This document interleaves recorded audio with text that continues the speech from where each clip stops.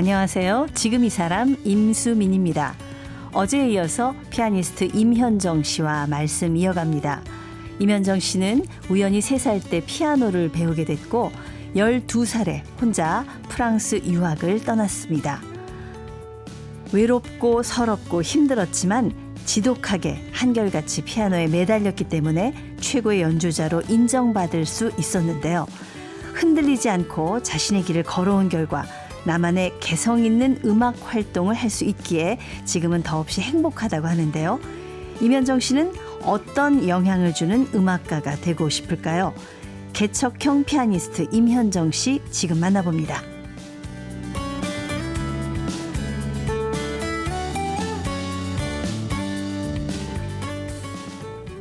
네, 피아니스트 임현정 씨 나오셨습니다. 안녕하세요. 안녕하세요. 네, 어제 말씀 나눠보니까 막 가슴 속에 뜨거운 열정이 네. 아직 한가득이신 것 같아요.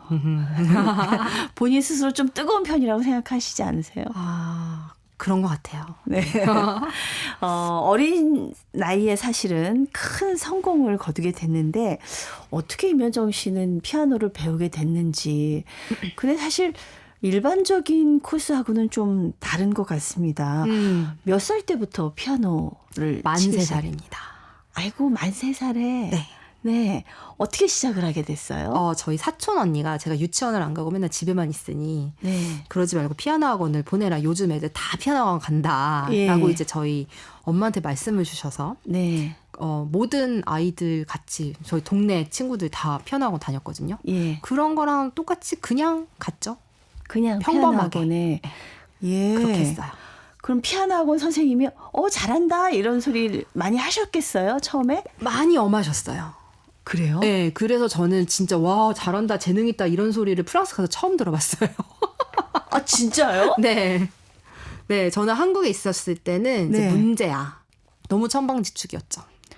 어떤 면에서 그랬어요? 뭐 이제 공부 안 하는 건 당연하고 선생님 네. 말씀 안 듣고 네. 친구들이랑 맨날 놀러 다니고. 네. 네. 부모님이 좀 속상하셨겠어요. 그런 정도는 아니었어요. 왜냐하면 저희 네. 어머니 같은 경우는 워낙 저에 대한 신뢰가 너무 강하셔가지고 예. 그냥 아예 그냥 저를 나쁘게 말하면 그냥 놓으셨고 네. 좋게 말하면 그냥 당연히 잘 될 거다라는 믿음이 너무 강하셨기 때문에 자율적으로 키우셨네요. 너무 자유롭게 키워주셨죠. 네. 네. 그러면은 혹시 집안에 좀 음악적인 재능이 있는 분, 네, 이분의 재능을 물려받은 것 같다 이런 분 계셨어요? 네, 음악가는 이제 단 한 명도 없으신데 저희 아버지께서 흥이 되게 많으세요. 네. 그 노래도 굉장히 잘 하시고 그리고 제가 지금 생각해보면은 어렸을 때 있었던 그 피아노로 아버지께서 이 두 번째 손가락으로 이렇게 부르시는 트로트 같은 거를 두 번째 손가락으로만 음을 찾으셔가지고 이렇게 네네. 같이 노래 부르면서 쳤던 기억이 나거든요. 예. 그러고 이제 애국가를 쳐봐라 현정아. 그러면 이제 제가 애국가를 치면 이럴 때는 경건한 마음을 넣어서 쳐야지 그렇게 치는 거 아니야. 뭐 이런 조언이라든지 이런 게 네. 막 새록새록 떠오릅니다. 그렇군요. 아니 네. 그렇게 뭐 동네 피아노 학원에서도 그 칭찬도 별로 못 듣고 네, 혼만 많이 났죠. 그랬던 친구가 네. 어떻게 프랑스 유학을 가고 이렇게 할 생각을 했던 거죠? 우선 한국에서는 좀 많이 문제를 일으켰기 때문에 네. 그리고 너무 저라는 아이가 많이 자유로웠어요. 네.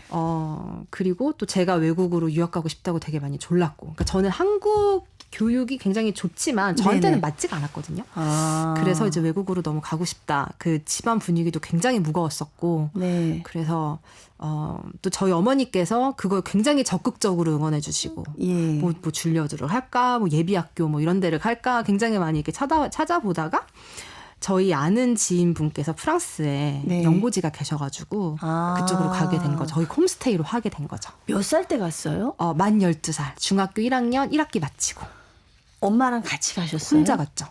혼자서? 네. 본인이 가겠다고 이제 자원을 해가지고. 네네네. 밥도 안 먹고 잠도 안 자고 아버지를 설득시키기 위해서. 아버지가 반대하셨군요. 아빠는 완전 반대하셨죠. 그렇지 12살짜리를 네, 절대 안 된다. 혼자서 결사 반대. 보낸다니까. 네. 아유, 그 아빠 반대까지 뿌리치고 네. 그 학교는 누가 결정을 했어요? 학교는 그 동네에 있는 중학교 입학을 했고요. 네. 그리고 동네에 있는 콘서바토리에 있는 그 콤피엔이라는 도시인데 그 콤피엔이라는 도시에 있는 콘서바토리에 입학을 했고 네. 그 다음에 네, 학교를 다녔죠. 그렇군요. 사춘기 시작될 그 무렵인데 네. 단식하고 잠도 안 자고 투쟁을 해서 프랑스 유학 티켓을 따냈는데 네. 꿈에 그리던 프랑스에 갔더니 네. 좋던가요? 아니요.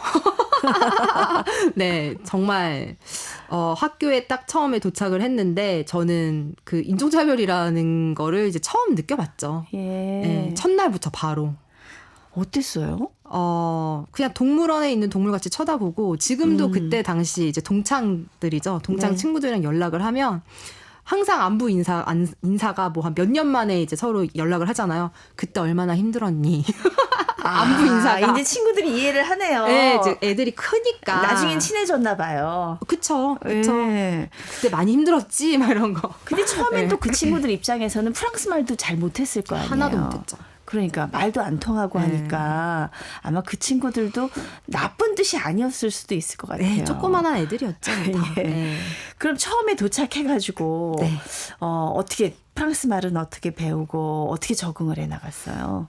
제가 신기한 게 프랑스어를 하나도 못하고 뭐 한국말도 거기서 하면 어차피 통하지도 않는데 피아노에만 앉으면 갑자기 언어가 들리잖아요. 왜냐하면 네. 음악도 하나의 언어이기 때문에. 네. 그래서 제가 유일하게 구사하는 언어가 음악이었습니다. 네. 그때 저의 음악적 귀가 정말 황당하게 열렸어요. 정말 신기했어요. 프랑스 가기 네. 전에는 어때요? 주위에서 피아니스트 될 만하다 이런 소리 좀 많이 들으셨었어요? 그러지는 않았던 것 같아요. 네. 그런데 그냥 무작정 나는 유학 가면 될 것 같아 이런 자신감이 있었군요. 네, 그게 뭐냐면 약간 피아노 음악에 대한 자신감은 항상 있었어요. 그러니까 어렸을 때부터 악보를 그냥 놓으면 다 쳐지더라고요. 그런 건 있었죠. 네. 네. 그러고 뭐 텔레비전에서 선전 음악 나오면 바로 피아노로 그거 다 칠 수 있고 뭐 절대음감은 있고 네. 네, 그런 건 있었죠. 네. 그런데 음악이 하나의 언어로 이렇게 다가오지는 않았다라는 생각은 들어요. 그러니까 음악이란 언어가 저한테 굉장히 익숙한 건 사실인데 프랑스에 갔더니 내가 잘 구사하는 언어를 초월해서 하나하나에 큰 의미와 감정이 다 전달이 됐어요. 네. 그건 뭐 프랑스였기 때문일까요? 아니면은 낯선 환경이기 때문에 환경 때문에 그랬던 것 같아요. 예. 또 말도 어차피 안 통하고 네. 오로지 내가 집중할 때가 여기밖에 없으니까. 맞습니다. 네. 프랑스 선생님들은 어떨까요? 좀 자율적으로 가르쳐 주시든가 음악 수업 받을 때 어땠어요? 자율적으로 가르쳐 주신 분들은 정말 저와 잘 맞았는데 네. 이제 피아노 레슨에 있어서 좀 이렇게 본인의 뜻을 무조건 따라야 된다. 이렇게 되면은 저는 잘 안 맞더라고요. 그래서 한 번은 프랑스에서 추방 당할 뻔 한 적도 있었죠. 왜냐하면 선생님 말을 거역했다고. 아니 선생님 말 안 들으면 바로 쫓겨나나요? 그렇지 않죠. 권위주의가 굉장히 강하셨던 교수님이셨는데 루앙 콘서바토리에서 네. 리스트 소나타를 제가 13살 때 치겠다, 연주하겠다 그랬더니 그거는 16살이 돼야지만 칠 수 있는 대곡인데 어떻게 13살이 연주를 하느냐 하면 안 돼라고 했는데 저는 그거 연주 안 하면 잠도 안 오고 미칠 것 같은 거예요. 네. 그래서 혼자서 몰래 숨어서 연주를 해서 결국에는 그거를 연주를 해드렸더니 네. 안보로 한 30분 정도 되는 음악을 연주를 해드렸더니 엄청 화를 내시면서 되게 싫어하시더라고요. 근데 이분이랑 같이 이렇게 레슨을 받고 공부를 해서 파리 국립고등음악원에 어떻게 입시 시험을 볼까라는 네. 생각이 들어서 이럴 바에 혼자 준비하는 게 낫겠다라고 네. 해서 어차피 그때 당시에 루앙 국립음악원을 졸업을 한 상태라서 제가 그럼 피아노 수업도 그만두겠다. 라고 했더니 이제 그 다음날 한국 영사관을 영사관에 찾아가셔서 얘를 프랑스에서 추방시켜야 된다 라는 말도 안 되는 에피소드가 있었죠.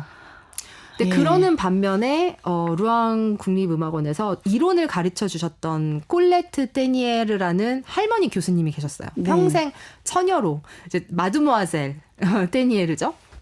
이제 그분 같은 경우는 엄청 혹독하셨는데 정말 저로 하여금 그 음악 분석, 화성, 대위법, 이론 공부에 있어서 정말 뭐라 그러죠? 양자적 점프라 그래야 되나요? 퀀텀 점프라 그래야 되나요? 네. 말이 안 되게 저를 성장시켜 주셨어요. 네. 정말 고마우신 선생님이시네요. 네, 그 할머니 교수님은 아직까지도 잊을 수가 없어요. 네. 너무너무 엄하게 가르쳐 주셔갖고 정말 눈물 콧물 다 빠졌다고 그러던데. 그거는 모든 친구들이 다 그러니까 제가 13살, 14살만 이럴 때 같이 공부를 배우던 학생들이 다 20대, 네. 뭐 중반, 초반, 중반 이런 학생들이랑 같이 배웠는데 그 20대 언니 오빠들도 다 울었어요. 근데 그 할머니의 그러니까 그 교수님께서 혹시라도 저희한테 이렇게 조그마한 칭찬을 하잖아요. 네. 와, 그러면 정말 우주를 다 얻은 것 같았어요. 그런 분들이 칭찬하면 그렇죠. 정말, 예. 네. 근데 한번, 정말 이런 칭찬을 해주시더라고요. 딱 한 번 저한테 칭찬해 주셨는데, 이제 시험을, 딱 한 번 해주셨는데, 이제 시험을 봤는데, 저의 시험지를 이렇게 딱 보시더니, 이 다른 학생들한테, 너희는 지금 이렇게 한국에서 온 친구도 이렇게 했는데 너희들 정말 반성해야 된다 막 이런 식으로 하셨어요. 예. 근데 저는 정말 세상을 다 얻은 것 같았어요. 네.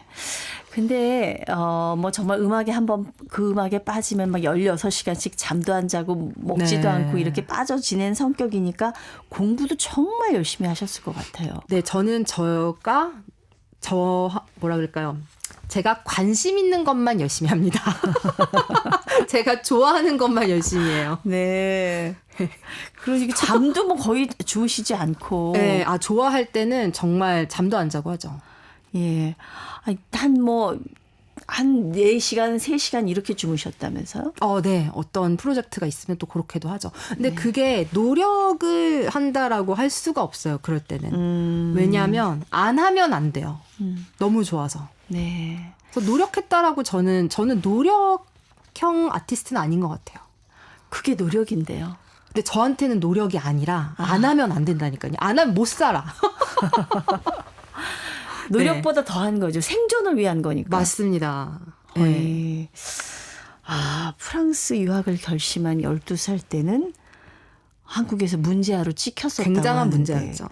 이렇게 유학 가서 열심히 공부하고 피아노 연주하고 이런 거 보면서 부모님들도 우리 딸 장하다 이런 믿음이 생기셨을 것 같아요. 네. 저희 엄마는 항상 믿음이 있으셨고 알고 계셨고 아버지는 굉장히 좋아하셨죠. 네. 아무튼 아까 얘기하신 할머니 교수의 혹독한 트레이닝 덕분에 또 프랑스 파리 루앙 국립음악원을 거쳐서 프랑스 파리 국립고등음악원에 입학을 하셨는데 여기가 뭐 세계적인 작곡가를 많이 배출한 라벨, 드뷔시, 생상스, 포레 그렇죠. 임현정 씨가 찾던 바로 그런 곳이에요. 곳이네요. 그 콘서바토리를 너무 가고 싶었죠. 예. 어땠어요, 거기는? 그래서 되게 신기한 게 그 루앙 국립음악원에서 너무 혹독하게 수업을 받아서 파리 고등국립음악원에 들어가니까 너무 쉬운 거예요. 수업들이 정말 너무 쉽더라고요. 그리고 그러니까 파리 국립고등음악원에 이제 여러 가지 1차, 2차, 3차, 4차 이렇게 여러 가지 시험이 있는데 이론 시험을 1차에서 보는데 그 할머니 덕분에 교수님께서 정말 잘 가르쳐 주시고 열심히 한 덕분에 그거는 거의 만점을 받고 들어와가지고 이론 수업이 거의 없었어요, 또. 예. 네, 그래서. 그렇군요. 너무 쉬웠어요. 큰 도움이 됐습니다. 그리고 이 국립고등음악원 마칠 즈음에 벨기에에서 가장 권위 있다고 하는데 퀸 엘리자베스 뮤직 채플에 뽑혔는데 이게 1년에 한 명만 뽑는. 네, 많으면 2명까지도 뽑을 때도 있는데. 혜택이 엄청나다고 하던데요. 맞아요. 네. 어떤 혜택을 주나요? 네, 거기 학교에 이제 들어가면 장학생이나 다름이 없죠. 그래서 굉장히 아름다운 성에서 살게 되고, 그랜드 피아노가 있는 아름다운 방에서 요리사도 따로 있고, 운전해 주시는 기사님도 따로 있고, 방 항상 이제 청소해 주시는 이제 클리닝 레이디도 항상 있고, 항상 밥도 너무나도 맛있는 밥이 항상 차려져 있고, 이제 그런 아름다운 곳에서 이제 살게 되는 거죠. 이런 곳이 있어요? 네. 네. 정말 공주 대접 받으면서. 맞아요. 네. 이 퀸 엘리자베스 뮤직 채플. 근데 임현정 씨가 바로 그만두셨네요. 네, 3개월 만에 자퇴를 했죠. 아니 왜요? 네, 맞아요. 그 학교 이제 또 들어가니까 이게 또 알게 모르게 존재하는 이런 정치질이라는 게 있잖아요. 그죠? 예. 그리고 또 누군가의 마음에 또 들어야 되고, 그 정치의 시스템에 또 맞게 사람이 또 돌아가야 되고, 네, 그리고 좀, 네, 제가 혜택을 받는, 강자였잖아요. 네. 강자의 위치에서 그러니까 부정한 상황들을 약자의 위치에서 당한 게 아니라 이런 부당한 부정을 강자의 위치에서 보게 된 거죠. 뭐가 부당했어요, 그렇게? 이런 식으로 이루어지는구나. 내가 약자였으면 정말 큰일 날 뻔했다. 이런 음악 세계 속에서 존재하는. 그래서 그런 거를 보면서 항상 좀, 그러니까 저는 천성적으로 되게 약자의 위치에서 세상을 바라보는 것 같아요. 네. 지금도 그러지만 그때 네. 당시에도 그랬고, 항상 약자의 위치에서 항상 세상이 돌아가는 거를 보면서 부당한 거에 이렇게 반항도 하고 맞서 싸우기도 하고 이제 이러는 게, 사실 제가 강자의 위치에 있으면 그런 걸 할 필요가 없잖아요. 네. 그런데 사실 혜택도 많이 받고 있고 강자의 위치에 있는데도 저는 약자의 그 시선은 버릴 수가 없어요. 저는 지금 조금 이해가 안 돼요. 뭐가 이렇게 큰 혜택이 주어지고 하는데 뭐가 이렇게 불만이었을까? 우선 네. 예술적인 독립성이 또 없었죠. 내 마음대로 음악을 할 수가 없나요? 그렇죠. 이제 뭐 예를 들어서 레퍼토리도 내 마음대로 정하기가 어렵고. 그쪽에서 정해준 레파토리를 그렇죠. 연주해야 된다거나. 그런 것도 있고, 또 아니면 거기에 있는 이제 교수님께서 항상 레슨을 해주시는데 또 교수님과 또 잘 맞아야 되잖아요. 네, 네. 근데 또 그렇지가 않으면 또 거기 있는 게 또 힘들어지고. 네. 약간 금세장이라 그럴까요? 예. 금으로 된 세장 안에 있는 느낌을 떨칠 수가 없었어요. 어떤 조직이나 규율에 갇혀 있는 걸 못 견디시는. 그렇진 않아요, 또. 그래요? 네. 제가 되게 성격이 또 둥글둥글한 건 있어서 사람들이랑 되게 잘 어울리거든요. 네. 근데 예술이나 음악에 있어서는 한치의 타협도 안 보는 스타일인 것 같아요. 그렇군요. 네. 내가 하고 싶은 음악, 내가 좋은 음악, 거기에 대한 주관이 아주 뚜렷한. 네네. 제가 진솔하지 못하고 그 솔직한 예술성을 약간 내가 뜻하는 대로 해야 된다. 예. 라는 조금이라도 독재적인 그런 뉘앙스가 있으면 더 이상 예술이 아니라고 생각을 하죠. 네.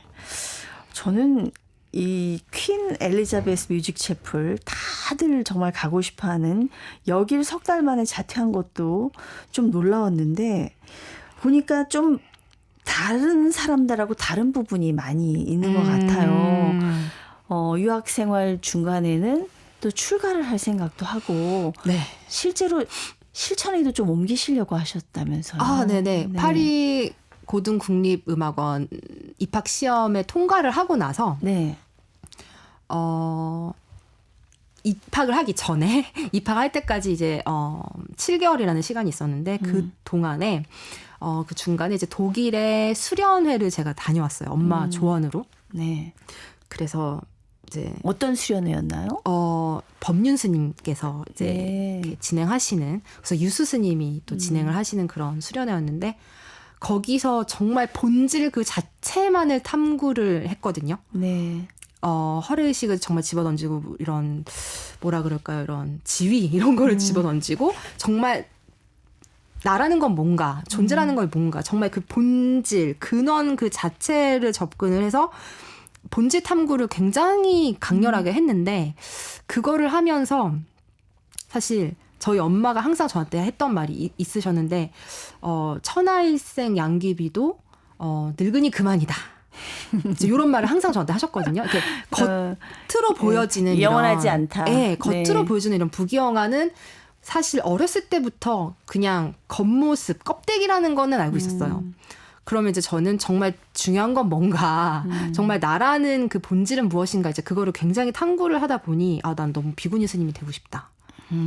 아침에 일어나서 무슨 옷 입어야 되나 고민 안 해도 되고, 머리 스타일 고민 안 해도 되고, 정말 인생 그 자체가 본질에 집중하는 그런 아름다운 삶인 것 같아서 이제 제가 비구니 스님이 되겠다고 말씀을 드렸더니, 네. 출가를 한다고 했더니 저희 엄마는 집안에 경사가 났다. 3대가 행복할 것이다. 어머니도 굉장히 독특한 네, 분이시네요. 그래서 엄마가 굉장히 응원을 해주셨죠. 그래서 이제 스님한테 스님 저 이제 바로 머리 깎을 준비 됐으니 저 좀 데려가 달라. 네네. 저 바로 출가하겠습니다. 그랬더니 이제 스님이 안 된다. 파리 국립고등음악원에 들어가라. 그래서 그 학교에 입학을 해놓고 저는 출가를 한다 그랬으니 이제 네. 스님이 안 된다. 그러고 어쩔 수 없이 파리 음악원에 들어갔는데 네. 결국에는 음악으로 그 본질을 추구하게 되더라고요. 네. 제가 추구하고 싶었던 그 본질이 사실 음악으로 바로 연결이 돼서 네. 후회하지 않습니다. 그 스님 덕에 우리 피아니스트 이면정 씨를 이렇게 옆에서 보고 그 음악을 네. 지금 만날 수 있게 된 것 같아서 제가 좀 감사한 마음이 듭니다. 감사합니다. 네네. 아, 정말, 그동안에 걸어온 행보가 아직 젊은 나이지만 좀, 젊은 음악가들이 걸어온 길과는 좀 다르다는 그런 생각이 들었어요. 책도 여러 권 쓰셨더라고요. 네. 2016년 30살에는, 침묵의 소리. 네. 에세이 쓰셨고, 맞습니다. 또 2020년에는 당신에게 베토벤을 선물합니다. 베토벤 스토커답게. 네. 이때가 네. 250주년 탄생 맞아요. 250주년이었죠. 네, 딱 250주년입니다. 이번에 또 에세이를 내셨는데 블리스예요. 네. 무슨 뜻인가요? 블리스는 이제 더할 나위 없는 행복, 축복, 은혜 이제 이런 뜻을 담고 있죠. 네. 지금 더없이 행복하시나요? 지금 이렇게 임수민 선생님과 함께 대화를 나누면서 너무 행복합니다. 네, 이 블리스라는 에세이에는 정말 저의 영혼의 모든 것이 다 담은 것 같아요. 지금 저희가 이제 했던 이야기들 네. 또 거기 책에 다 담겨져 있고. 아, 피아니스트 이면정이 생각하는 어떤 본질, 네, 음악, 그쵸. 네, 이런 거에 대한 좀 고민, 어떤 맞습니다. 철학이 들어있겠네요. 네, 성공이란 무엇인가, 예. 부귀영화, 네. 지금 세상에 살면서 겸손이란 무엇인가, 네. 이런 거를 많이 탐구를 했습니다. 부귀영화란 말이 사실 우리 이면정 씨 세대는 잘 쓰지 않는 말이거든요. 네, 저희 네. 어머님 세대가 많이 쓰는 말인데. 근데 많이 쫓아가잖아요. 그렇죠. 단어는 많이 쓰진 않더라도. 네. 그걸 쫓아가 성공이든 네. 그게 뭐 야망이든 그쵸. 출세든 네. 예, 그걸 향해서 쫓아가는 게 좀 더덥다. 저는 그게 목표가 돼서는 안 된다 생각하는 거죠. 네. 그거는 어쩔 수 없이 따라오는 결과일 뿐이고 네. 정말 중요한 건 어떤 순수한 그런 탐구, 뭐 그게 예술이 될 수도 있고 뭐 다른 여러 가지가 될 수도 있겠지만 네. 정말 나 개인보다 더 큰 무언가, 더 아름답고 그런 어떤 큰 사명이나 숙명을 갖고 예. 어떤 일에 임하다 보면 그리고 그 과정이 떳떳하다면 네. 사실 결과는 그렇게 중요하지 않다. 네. 근데 신기한 거는 그렇게 정말 떳떳한 과정과 아름다운 사명이나 숙명을 갖고 집중을 하다 보면 이런 결과들은 그냥 따라오더라. 본인의 삶이 이걸 증명하고 있다. 예. 이 책을 쓰게 된 계기가 있었어요, 혹시? 이제 저를 보시다시피 제가 하고 싶은 말이 굉장히 많은 사람이잖아요. 그죠? 네. 지금, 그러니까 저는 항상 보면 정말 이 메시지들이 되게 많은 것 같아요. 너무 전달하고 싶고, 네. 또 이, 서양과 동양, 뭐, 동양이라고 해봤자 한국이긴 하지만, 한국과 이런 프랑스, 네. 유럽의 이런 문화를 정말 다 습득을 하고, 그 두 가지 문화를 정말 많이 왔다 갔다 하면서 깨닫게 된 것들, 네. 거기에서 찾은 이런 하모니, 음. 그리고 하모니 조화를 찾으면서 또 그 속에 있는 유일무이한 개성, 네. 에 대한 그런 탐구들이 저에게 있어서 네. 이 책에 정말 많이 싣고 싶었어요. 예. 제가 앞으로 보니까 앞으로도 몇 권 더 나올 것 같아요. 안에 담고 있는 말들이 많아요, 맞아. 너무 많아서, 예. 음악가로서 겸손을 굉장히 강조하신다고요. 네. 네. 저는 겸손은 자기 자신을 무조건 낮추는 거라고 생각을 절대 안 합니다. 저는 정말 진정한 겸손은 자신감과 자존감에서 나온다고 생각해요. 네.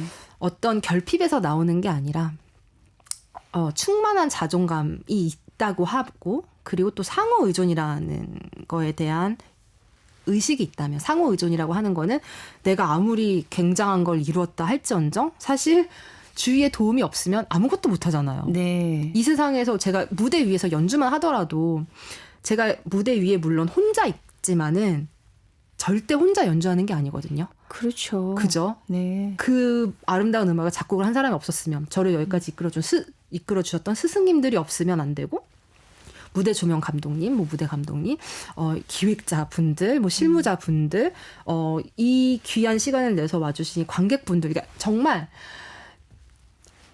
주위의 도움 없이는 정말 살아갈 수가 없다. 이제 네. 이거를 알면 내가 잘나서 나 혼자 잘나서 된 게 아니다라는 걸 알기 때문에 저는 예. 진정한 겸손은 감사함이 어쩔 수 없이 있다라고 네. 생각을 하고, 그렇지만 동시에 내가 이룬 것에 대한 뿌듯함, 자존감도 함께 공존한다 네. 생각합니다. 그런 의미의 겸손이군요. 자, 오늘 끝으로 피아니스트 임현정 씨의 짧은 연주곡을 좀 들으면서 저희가 인사드릴까 하거든요. 아, 네네. 어떤 노래 하나 골라주시겠어요? 그렇다면 자진몰이를 한번 들어볼까 합니다. 자진몰이는 이제 네. 우리나라의 국악이잖아요. 국악의 이런 아름다운 음악인데 이거를 서양적인 피아니즘으로 이렇게 표현을 한 거예요. 직접 편곡을 하셨나요? 직접 한 겁니다. 네. 동서양의 만남이 네. 이루어진 그런 자진몰이입니다. 피아니스트 임현정의 자진몰이 연주 들으면서 오늘 인사드리겠습니다. 말씀 감사합니다. 감사합니다. 네, 정말 남이 가지 않은 길을 개척해가는 도전하는 음악가입니다. 피아니스트 임현정이셨습니다.